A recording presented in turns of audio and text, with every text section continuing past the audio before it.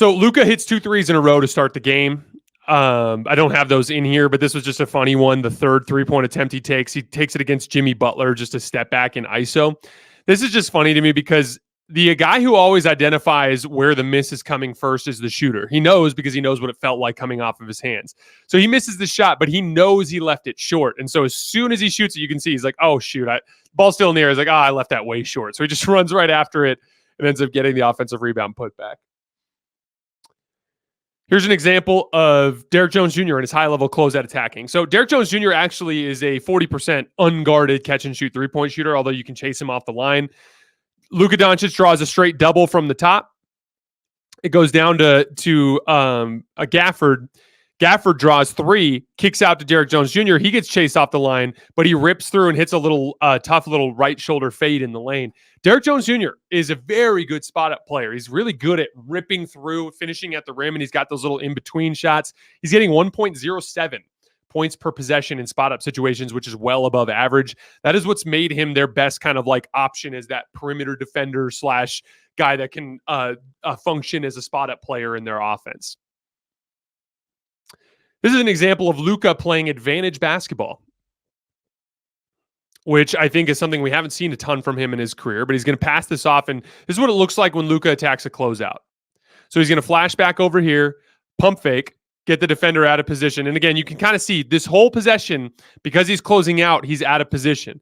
His first thought is Luka's going to drive. So you see him kind of like lean back, right? Boom, he takes that big retreat step. Then Luka leans back and pump fakes. Now he leaves his feet, and then he just beats him off the dribble. Then we get the pass fake, right? We get the little pass fake, the look away pass fake to Kleber, which gets him the angle to get around Bam and finish at the basket. And he's just playing a lot more. He's already like, I think 15 to 20 more spot up possessions this season than he did last year. So obviously he's just getting more of those opportunities with a more talented roster. Here's an example of Maxi Kleber making a help side play down on the block. So Bam's going to work against Luka. He's going to go take a shot, and then Kleber's going to come over and block him at the rim. And again, like the big thing for me that pushed Dallas to that third spot in my contender list was Maxi Kleber and PJ Washington and just the wrecking ball defensive players that they're capable of being. Here's PJ Washington blowing up an inbounds pass. Pass over the top. Bam's trying to create a seal there for that little, or not Bam, Jimmy's trying to create the angle for that over the top pass. PJ breaks it up. Then Luka gets the loose ball, and then we get a dunk from PJ Washington. Again, defensive playmaking. Here's an example. This is a bucket for Miami, but this is an example of PJ Washington's defensive potential. He leaves his feet on a pump fake from Caleb Martin. Boom, off the ground. Caleb Martin is one of the faster kind of wing players that we have in the league, especially in straight line speed. PJ Washington is in the air and somehow manages to get back in front of Caleb Martin. Look at that. And again, those guys are helping because they're thinking he's going to get beat, and like he just somehow doesn't get beat, which just goes to show you the level of defensive potential that PJ Washington has. Here's an excellent Mavs ball movement possession that begins with a Kyrie Irving back cut. So again, they're clearing the side here, and they're basically setting this up for Kyrie to fake like he's running out, and then he's setting his man up, and then he's going to bang, back cut right there. Draws the help. Kick out pass to Dante Exum. Exum pump fakes. This is that advantage basketball I'm talking about. You can actually see Luka pointing, hey, Kleber's the next read.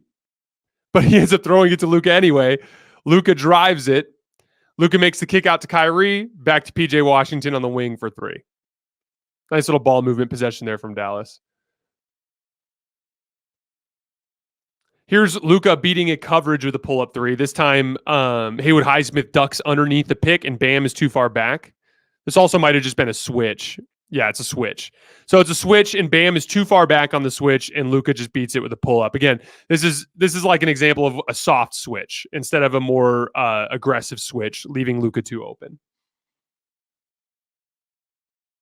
This is it's so funny. As I watched Mavs film, it's so much less about like sets and, you know, nifty actions and slips and things like that. And it's so much more about like individual greatness.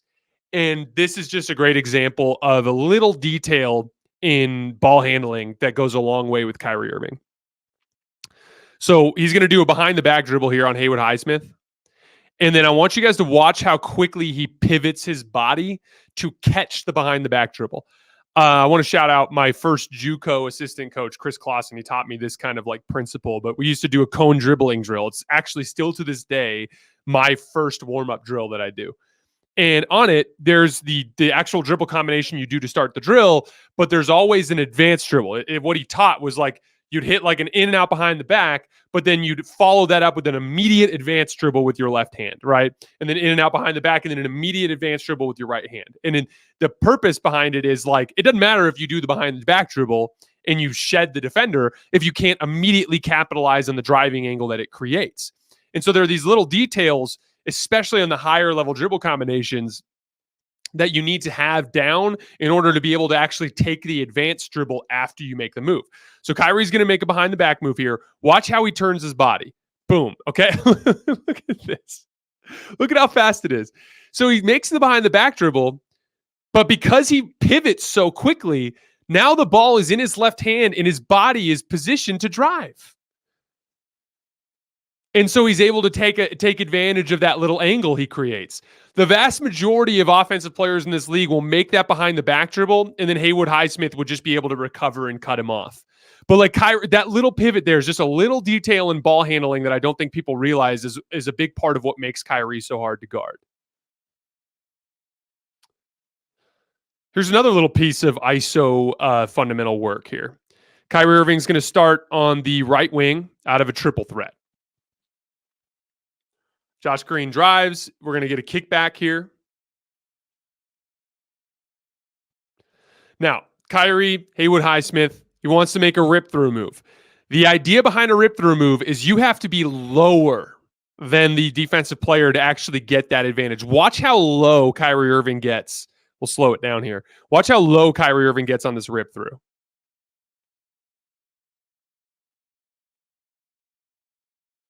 That allows him to get the angle. And then from there, he's going to go to a Euro step on Kevin Love to find the little gap on the other side of the rim for the reverse layup. Just ridiculous stuff from Kyrie Irving.